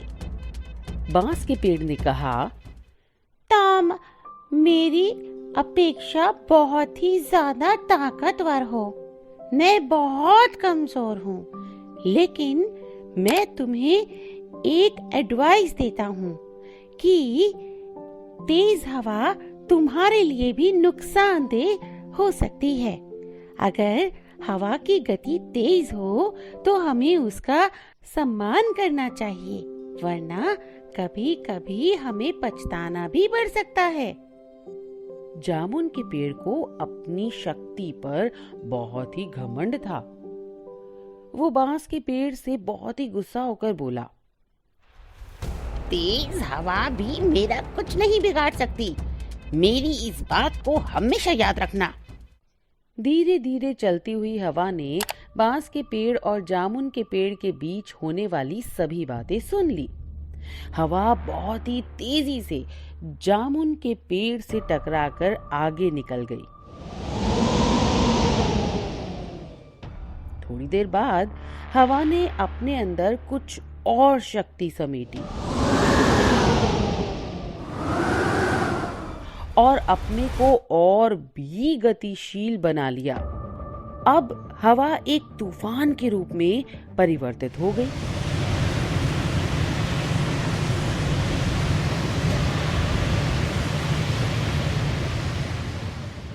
उस तेज हवा के टकराने से बांस का पेड़ लगभग पूरा झुक गया। वहीं हवा अब जामुन के पेड़ से दोबारा जाकर टकरा गई।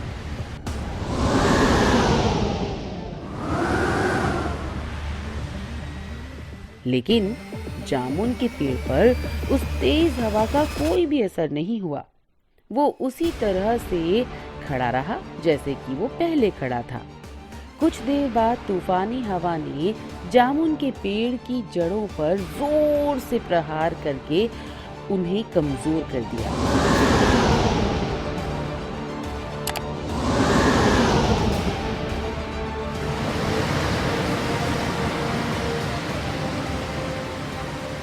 तूफानी हवाओं को जामुन के पेड़ की शाखाओं ने रोकने की बहुत कोशिश की, लेकिन तेज हवाओं ने जामुन की पेड़ की शाखाओं को पीछे धकेल दिया। तेज हवाओं की वजह से जामुन के पेड़ का संतुलन खो गया और जड़ों ने कमजोर होकर अपना स्थान छोड़ दिया।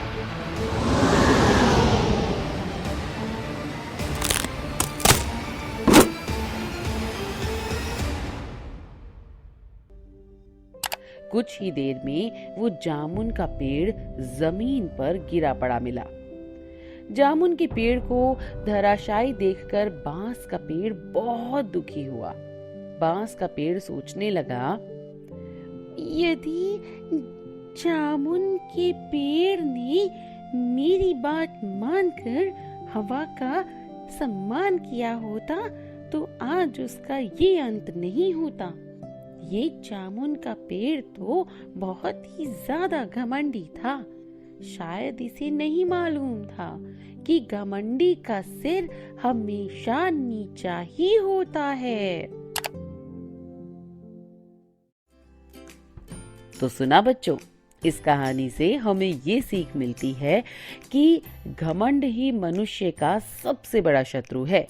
घमंडी इंसान का हमेशा सर्वनाश ही हो जाता है। इसीलिए इंसान को कभी भी घमंड नहीं करना चाहिए।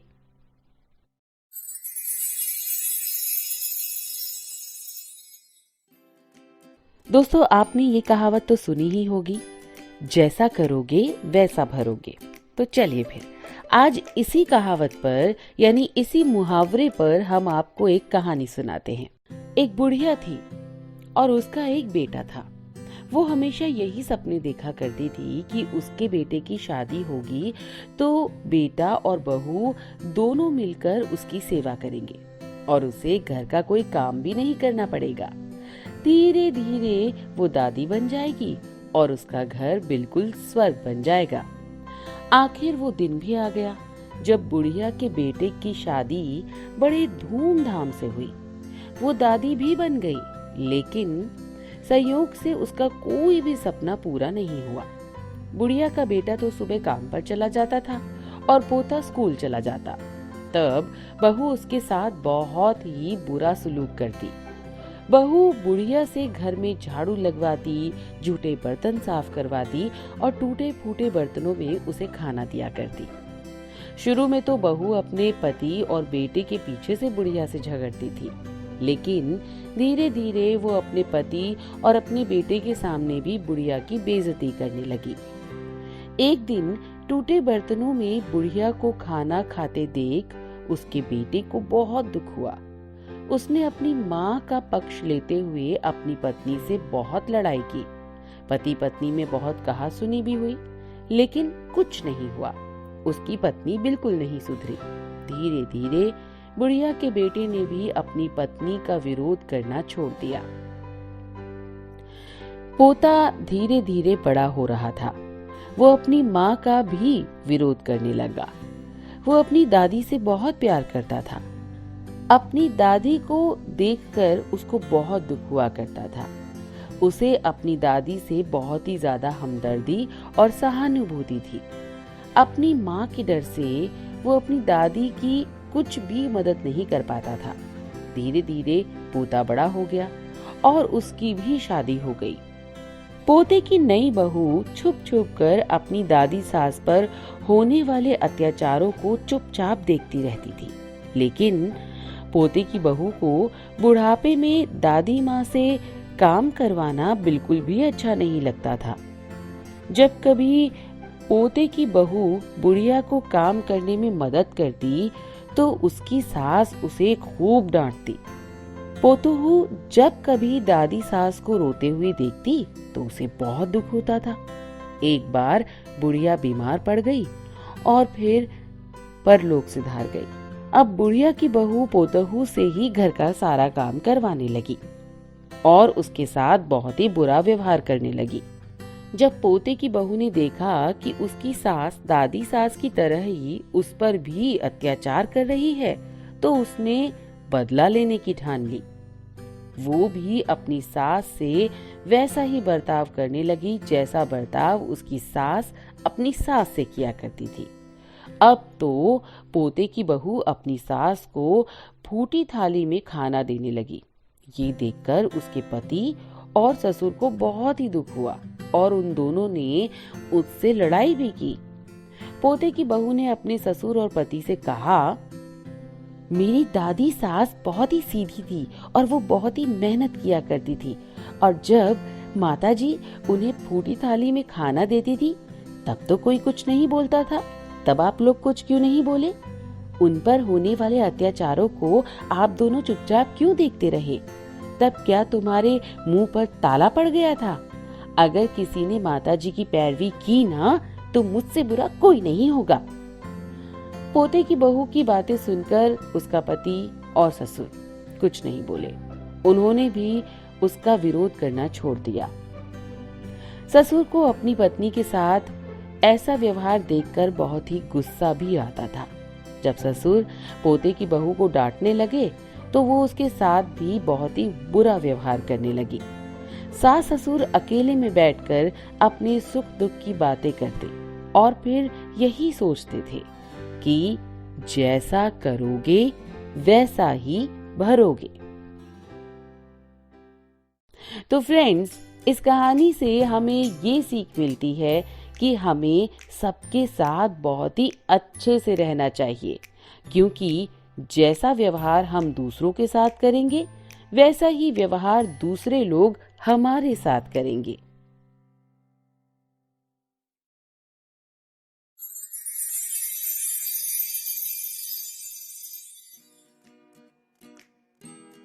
हेलो फ्रेंड्स, एक बार फिर से आज मैं आपके लिए एक बहुत ही बढ़िया सी कहानी लेकर आई हूँ। और आज जिस मुहावरे के ऊपर हम कहानी सुनने वाले हैं वो मुहावरा है बुरे का अंत बुरा। तो चलिए कहानी शुरू करते हैं। किसी जंगल में 4 चोर रहते थे। वो चारों मिलकर चोरी करते थे और जो भी सामान उनके हाथ लगता उसे आपस में बराबर बराबर बांट लेते थे। वैसे तो वो चारों चोर एक दूसरे को बहुत ही प्यार करते थे, लेकिन मन ही मन एक दूसरे से बहुत ही नफरत करते थे। वो चारों अपने मन में यही सोचते थे कि अगर किसी दिन मोटा माल मिल जाए तो वो अपने साथियों को मारकर सारा माल हड़प लेंगे। चारों चोर मौके की तलाश में थे, लेकिन उन्हें ऐसा मौका अभी तक नहीं मिला था। चारों चोर बहुत ही दुष्ट और बहुत ही ज्यादा सेल्फिश थे। एक रात चारों चोर चोरी के इरादे से इधर उधर घूम रहे थे। उन्होंने एक सेठ के घर में सेंध लगाई और घर के अंदर घुसकर सोना, चांदी, हीरे जवाहरात, रुपया पैसा सब कुछ लूटकर भाग गए। चारों चोर पुलिस से बचने के लिए 2 दिन तक जंगल में भूखे प्यासे भटकते रहे। सेठ ने चोरी की शिकायत पुलिस में दर्ज करा दी। साहब, मेरे घर चोरी हो गई है, आप कृपया इसकी शिकायत दर्ज कर लीजिए। सेठ की पुलिस विभाग में बहुत ही अच्छी जान पहचान थी। चोरों को पकड़ने के लिए शहर के चप्पे चप्पे पर पुलिस फैली हुई थी। जंगल से निकलना चोरों के लिए खतरे से खाली नहीं था। चोरों की इच्छा थी कि अभी वो कुछ दिन जंगल में ही छुपे रहे। धीरे धीरे चोरों के पास खाने पीने का सामान खत्म होने लगा। अरे भाई, अब क्या करें, हमारे पास तो अब खाने पीने का सामान भी नहीं है।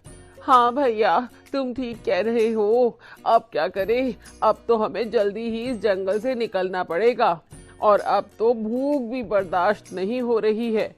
लेकिन अब क्या करें, अब कैसे इस भूख को बर्दाश्त करें? अब तो हमें लगता है कि हमें शहर से ही कुछ खाने के लिए मंगवाना पड़ेगा। हाँ हाँ भाई, हमें शहर से ही कुछ मंगवाना पड़ेगा, नहीं तो हम जंगल में ऐसे ही भूखे प्यासे मर जाएंगे। आपस में सलाह करके 2 चोर शहर चले गए ताकि वहां क्या चल रहा है वो पता लगा सके और अपने बाकी साथियों के लिए खाना भी ला सके। उन्होंने शहर जाकर पेट भरकर खाना खाया और खूब शराब पी। हाँ भाई, मजा आ गया आज तो। वो इतना सारा खाना खाकर बहुत ही मजा आ गया। उसके बाद उन्होंने एक तरकीब बनाई कि वो अपने दोनों साथियों को मारकर सारा माल खुद हड़प लेंगे। दोनों ने ये योजना को अंजाम देने के लिए खाने में जहर मिला दिया और जंगल की ओर लौटने लगे। दोनों चोर अपने अपने मन में यही सोच रहे थे। अरे, खाना खाकर जब ये दोनों मर जाएंगे ना, तो मैं इसे भी मार दूंगा और सारा माल हड़प लूंगा और मैं बहुत अमीर बन जाऊंगा। उधर जंगल में जब वो दोनों चोर खाना लेने गए थे तो उनके साथियों ने भी एक योजना बना ली। वो भी उन्हें मारकर सारा माल हड़प लेना चाहते थे। जब दोनों चोर शहर से खाना लेकर आए तो जंगल में ठहरे हुए चोरों ने अपने साथियों पर हमला कर दिया और उन्हें मार दिया। अपने साथियों की हत्या करके वो दोनों चोर आराम से खाना खाने बैठ गए। अरे भैया, अब तो हमारे रास्ते के कांटे हट गए। अब तो हमारे पास खूब पैसा ही पैसा होगा। हाँ भाई, बिल्कुल ठीक कह रहे हो। चलो जल्दी से खाना खा लेते हैं, बहुत ही ज्यादा भूख लग रही है। उन्हें नहीं पता था कि खाने में पहले से ही जहर मिला हुआ है। खाना खाते ही वो दोनों तड़प तड़प कर मर गए।